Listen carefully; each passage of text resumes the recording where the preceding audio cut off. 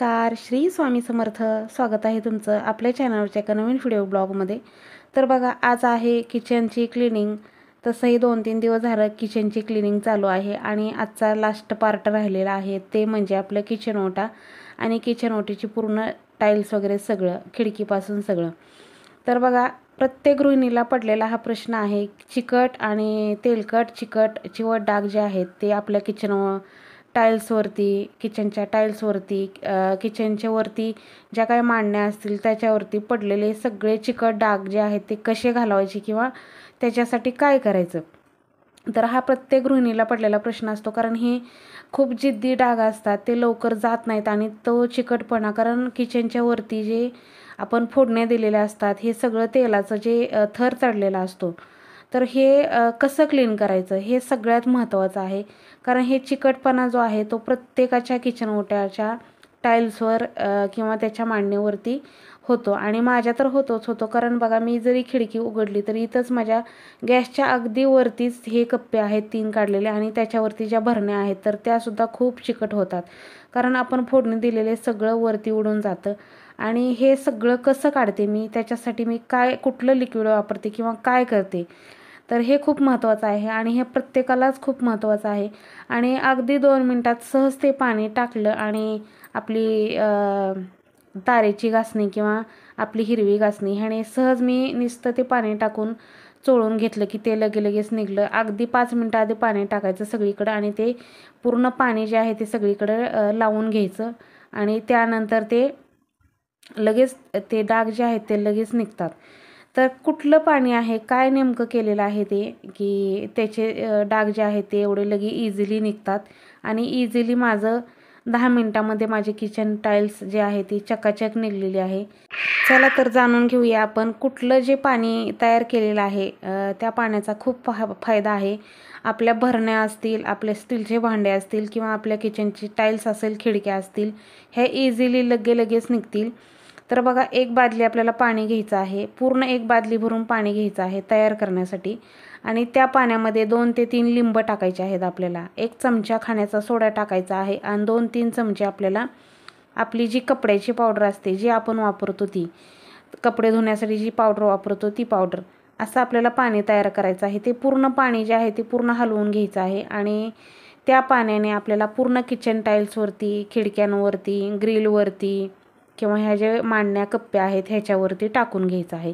ते पाणी टाकलं की इझिली बघा, तुम्ही फक्त घासणी फिरवली की बरोबर तो चिकटपणा जो आहे तो साबणाच्या, सोड्याच्या, लिंबाच्या ह्याने पूर्ण चिकटपणा जो आहे तो निघतो. आपल्या घरच्या साहित्यापासून हा चिकटपणा घालवायचं पाणी आपण आपल्या घरच्या घरी तयार करायचं आहे. ते पाणी कसं तयार केलं होतं हे पूर्ण मी व्हिडिओ केला होता, पण तो माझ्याकडून डिलीट झाला. त्याच्यामुळे मला तुम्हाला तो दाखवता आला नाही की काय पाणी तयार केलेलं कसं. पण मी तुम्हाला सांगते की 1 बादली पाणी घेतलेलं होतं मी, त्याच्यामध्ये 2-3 लिंब टाकायची, 1 चमचा खाण्याचा सोडा आणि 2 चमचे आपली वॉशिंग पावडर टाकायची आणि त्या पाण्याने सगळं जे किचन ओट्यावरती जे आहे, आपल्या किचनच्या टाईल्सवरती सगळीकडं पाणी ते आहे ते आधी टाकून घ्यायचं आणि त्यानंतर आपल्याला घासायला चालू करायचं. तर ते पाणी टाकून झाल्यानंतर लगेच आपलं सहज घासणी फिरवली की लगेच निघतं. पूर्ण चिकटपणा जो आहे, माझ्या तर खूप म्हणजे चिकटपणा माझ्या टाईल्सवरती आणि ह्या भांड्यांवरती आणि ह्या भरण्यांवरती झालेला होता.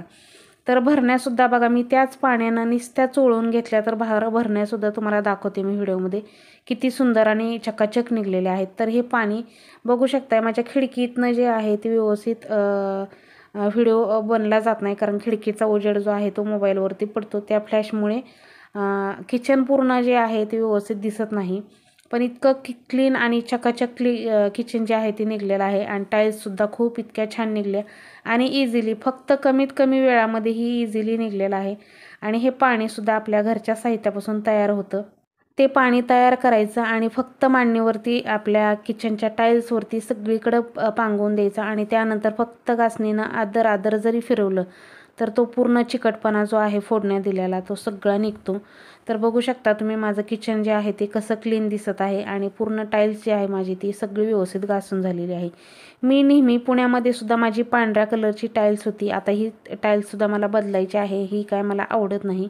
ज्यावेळेस मी किचनचा मेकओव्हर करणार आहे त्यावेळेस मी ही टाईल्स, किचन ओटा सगळं बदलणार आहे. त्याला आता कधी मुहूर्त लागणार आहे ते माहिती नाही आहे. पण मला पांढरीच आवडते आणि पांढरी टाईल्स किचनला असली की किचन अगदी इतका छान आणि चकाचक दिसतो. जरी लवकर घाण होत असेल तरीसुद्धा तो दिसायला सुंदर दिसतो. तर बघू शकता माझं जे आहे ते पूर्ण किचन जे आहे ते पूर्ण चकाचक निघलेलं आहे. आणि मी पुण्याला होते त्यावेळेससुद्धा मी हीच पद्धत वापरायची. पूर्ण एक बादली पाणी तयार करायचं आणि पाणी खिडक्यांवरती आपल्या टाईल्सवरती सगळीकडे ते पाणी फेकून द्यायचं. ते पाणी फेकलं की इझिली जे आहे ते आपलं किचन हिरव्या घासणीनं किंवा साध्या घासणीनं किंवा एखाद्या कपड्याने जरी चोळलं तरी लगे लगे ते डाग जे आहेत ते निघतात आणि चिकटपणा चिवटपणा जो आहे तो सगळा निघून जातो. खालचा आपली किचन ओटा जो आहे तो आपला रोजच्या रोज आपण धुतो, त्याच्यामुळे तो आपला सहजासहजी किचनवरती खाली ओट्यावरती फ्लोरिंगवरती अजिबात घाण नसते.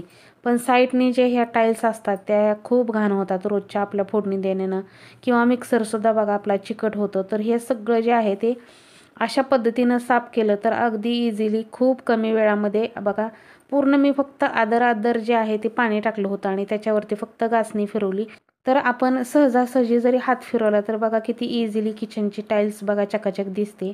खिडकीच्या उजेडानं टाईल्स व्यवस्थित दिसत नसेल पण टाईल्स इतकी छान निघलेली आहे आणि फक्त इझिली हात फिरवला तरी टाईल्स इतकी छान निघलेली आहे. तर बघा प्लास्टिकची भांडीसुद्धा म्हणजे आपली स्टील्सची भांडी जी असतील, मिक्सर असेल, प्लास्टिकची भांडी म्हणजे प्लास्टिकच्या आपल्याकडे भरण्या किंवा काचेच्या भरण्या जरी असतील त्या भरण्यांवरती सुद्धा बघा असा आपला फोडणीचा चिकटपणा जो आहे ते झाकणांवरती बसतो. तर ते सुद्धा बघा त्या पाण्यामध्ये फक्त बुडवून घ्यायचे आणि चोळायचे.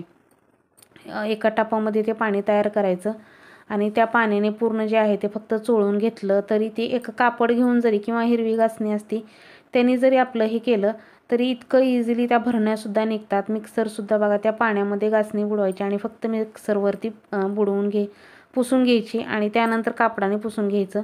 तर इतका मिक्सरसुद्धा खूप छान निघतो. तर असं आहे आपल्याला हे किचनचे जे चिकटपणा चिवटपणा जे डाग जे आहेत ते सगळे घालवण्यासाठी हे पाणी खूप महत्त्वाचं आहे आणि खूप लवकर काम करतं. कारण त्याच्यामध्ये लिंबू असतं, सोडा असतो आणि आपल्यात सर्वात महत्त्वाची म्हणजे आपल्या पावडर असते वॉशिंग पावडर. त्याच्यामुळे ह्या तिन्हींचं मिश्रण करून इतकं छान निघतं आणि किचनसुद्धा बघा इतका मस्त आणि टकाटक निघलेला आहे. आणि बघा तुम्हाला सगळे भांडे वगैरे सगळं लावलं ना तुम्हाला दिसेल की किचन आपला किती सुंदर आणि छान निघलेला आहे. स्टीलचे भांडे जे असतात आपले छोटे छोटे ग्लास वाट्या त्यासुद्धा त्या पाण्याने तयार केलेल्या पाण्याने जरी घासलं तरी खूप मस्त निघतं.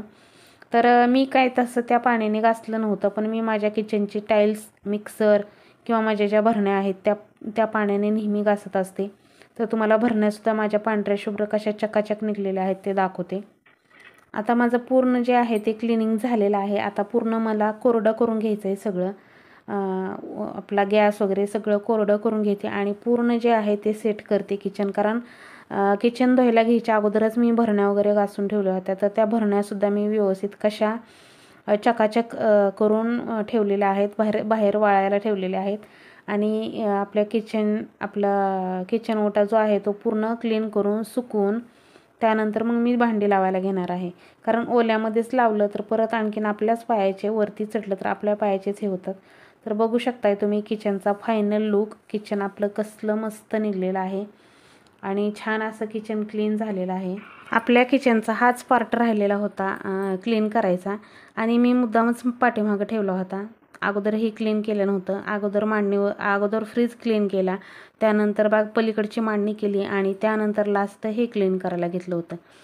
तर बघू शकताय तुम्ही पूर्ण माझं किचन जे आहे ते एकदम चकाचक आणि टकाटक झालेलं आहे आणि खूप सुंदरसुद्धा दिसतं आणि असं किचन पाहायला प्रत्येकालाच आवडतं. बघू शकता तुम्ही सगळं आहे व्यवस्थित जिथल्या तिथं लावलेलं आहे. 4-5 दिवसांनी पुन्हा होतं तसं होत असतं, आपणच ठेवतो आणि इथं तिथं आपल्यालाच वस्तू ठेवायची सवय लागलेली असते. पण बघू शकता तुम्ही पूर्ण माझे जे आहे ते सगळं क्लीन झालेलं आहे. आता तुम्हाला मी आपला माझा मसाले डबा जो आहे तुम्ही कधीही बघा तुम्ही असाच असतो. नेहमी माझ्या मसाले डब्यामध्ये सगळे पदार्थ व्यवस्थित भरलेले असतात. पूर्ण गजबजलेला माझा मसाले डबा असतो आणि घाण तर अजिबात नसतो. कारण एक हाती वापर आहे. ह्याच्यामध्ये फक्त मोहरी राहिलेली आहे टाकायची, बाकी सगळं टाकलेलं आहे. आणि माझ्या किचनमध्ये नेहमी मसाले डबा जो आहे तो व्यवस्थित भरलेला असतो आणि मसाल्या डब्यांमध्ये सर्व मसाले जे आहेत ते व्यवस्थित असेच नेहमी असतात. मसाले डबा हा माझा नेहमी असाच असतो. अजिबात अस्ताव्यस्त मसाले डबा मला स्वतःलाच आवडत नाही. बघा पूर्ण माझं सेट करून झालेलं आहे. तर आता कसं दिसत आहे नक्की कमेंटमध्ये सांगा मला. आणि आता इकडचा भागसुद्धा तुम्हाला मी दाखवते. पूर्ण आपल्या इकडच्या मांडणीतली भांडी जी आहेत ती सुद्धा पूर्ण सेट झालेली आहेत. त्या दिवशीच दाखवली होती, पण पुन्हा एकदा आपलं किचन पूर्ण कसं सेट केलेलं आहे ते दाखवते. तर बघू शकता आपली मांडणी, फ्रीज आणि आपल्या इकडे किचन ओट्याचे टाईल्स वगैरे सगळं अगदी एकदम किचन जे आहे ते माझं 3 दिवस गेले. 3 टप्प्यामध्ये मी किचन साफ केलं, पण मला अजिबात थकवा आला नाही किंवा दगदग झाली नाही. कारण टप्प्याटप्प्यांमध्ये आराम करत करत किचन मी नेहमी असंच साफ करत असते. चला तर मग आय होप तुम्हाला आजचा व्हिडिओ आवडला असेल तर लाईक करा, कमेंट करा. चॅनलवर जर कोणी नवीन असेल तर चॅनलला सबस्क्राईब करा. भेटूया आपण उद्याच्या छानशा नवीन व्हिडिओसोबत. तोपर्यंत सर्वांना श्री स्वामी समर्थ. जय जय स्वामी समर्थ.